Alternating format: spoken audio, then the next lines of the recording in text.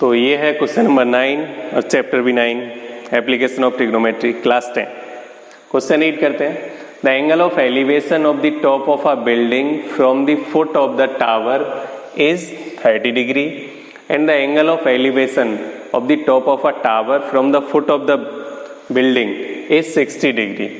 If the tower is 50 metre high find the height of the building. तो एक tower बना हुआ है, एक बिल्डिंग बनी हुई है। अब प्रॉब्लम ये है कि कौन बड़ा है कौन छोटा है हमें नहीं पता, तो वो हम पता लगाएंगे किसके अकॉर्डिंग, एंगल के अकॉर्डिंग। तो सॉल्यूशन फाइंड करने से पहले हम बनाएंगे उसका फिगर। यहाँ पर लिख लेते हैं सॉल्यूशन। अब फिगर बनाते हैं। तो सिंपल सा लॉजिक है, एक हमें छोटा बनाना है और एक बड़ा बनाना है। अब इसमें से बिल्डिंग कौन सी है और टावर कौन सा है वो हमें पता करना है। तो यहां पर क्वेश्चन में कहा गया angle of elevation of the top of a building from the foot of the tower is 30 degree. तो बिल्डिंग का जो एलिवेशन, एंगल ऑफ एलिवेशन है वो 30 डिग्री है। तो एंगल ऑफ एलिवेशन अगर कम है तो हाइट कम होगी, एंगल ऑफ एलिवेशन ज्यादा है तो हाइट ज्यादा होगी। जैसे मेरा ये आई लेवल है, मैं सीधा स्ट्रेट देखूंगा, तो मैं थोड़ा सा ऊपर देखता हूं तो कम हाइट पे देखूंगा, और ज़्यादा हाइट होगी तो मैं और ऊपर अपनी गर्दन कर लूँगा। तो इस तरह से एंगल बनता है। तो एंगल अगर कम है इसका मतलब यहाँ पर लिखा हुआ है एंगल 30 डिग्री बिल्डिंग का, इसका मतलब बिल्डिंग छोटी होगी। तो ये टावर है और ये टावर का फुट है, यहाँ से एंगल मेजर किया जाता है, ये बनता है 30 डिग्री और ये बिल्डिंग है। उसके बाद फिर बिल्डिंग के फुट से देखा जाता है टावर की तरफ, तो बनता है एंगल 60 डिग्री।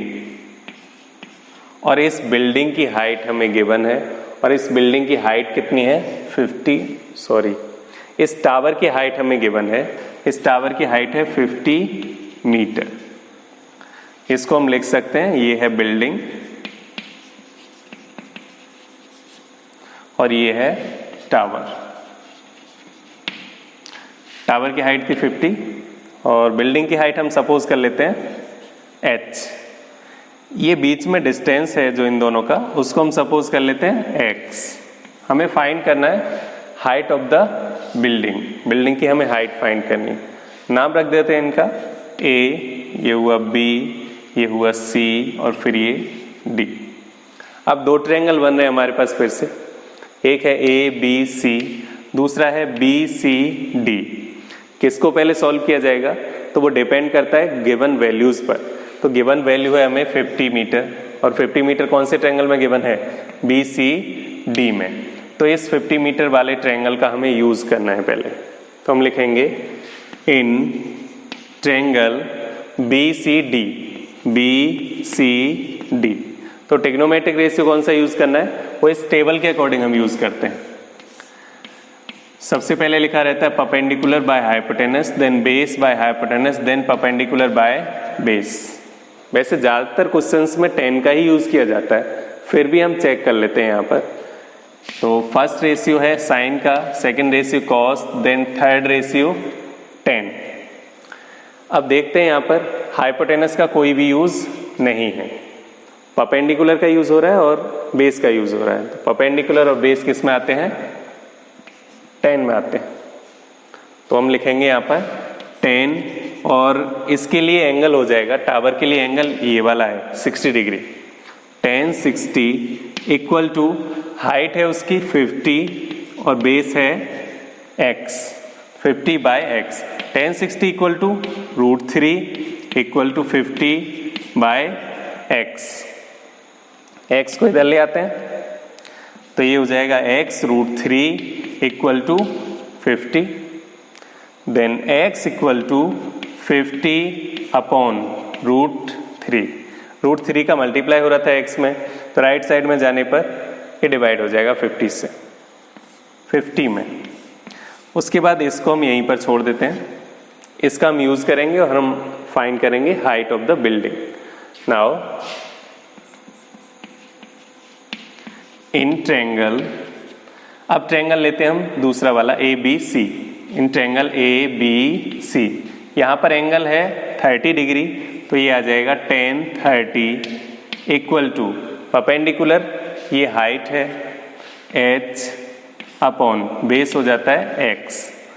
tan 30 की वैल्यू होती है 1 upon root 3 equal to h upon x। x की वैल्यू अभी हमने पुट नहीं की है, इसको इधर ले आते हैं तब पुट करेंगे, क्योंकि x की वैल्यू ऑलरेडी फ्रैक्शन में है, वहाँ पर फ्रैक्शन हम पुट करेंगे तो डबल फ्रैक्शन हो जाएगी, तो इसको हम इधर लेकर आते हैं। तब ये हो जाएगा x divided by root 3 equal to h। इसको पलट के लिख देते हैं, पलट के लिख देंगे तो ये हो जाएगा h equal to x upon root 3।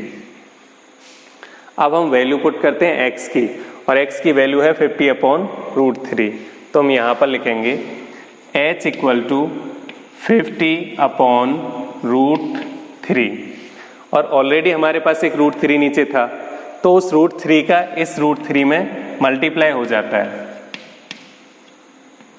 फिर से समझ सकते हो, हमने वैल्यू पुट की x की, और x की वैल्यू है 50 अपॉन रूट 3। ये जो 50 अपॉन रूट 3 वैल्यू हम यहाँ पर पुट करेंगे तो फ्रैक्शन बन जाती है। एक फ्रैक्शन ये पहले से ही थी, नीचे डिनोमिनेटर में रूट 3 था, और एक रूट 3 आ जाता है 50 बाय रूट 3 का, तो इन दोनों का मल्टीप्लाई हो जाएगा, डबल डिनोमिनेटर होने पर उन दोनों का मल्टीप्लाई हो जाता है। तब मल्टीप्लाई करेंगे तो ये आएगा 50 अपॉन 3, और 50 अपॉन 3 है तो आप फ्रैक्शन में छोड़ सकते हो या फिर इसको डिवाइड कर सकते हो। अगर आप इसको डिवाइड करोगे तो h इक्वल टू आ जाएगा 16.67, और गिवन था हमें मीटर में, तो हम मीटर लिख देंगे इसको, तो ये इस तरह से सॉल्व हो जाता है।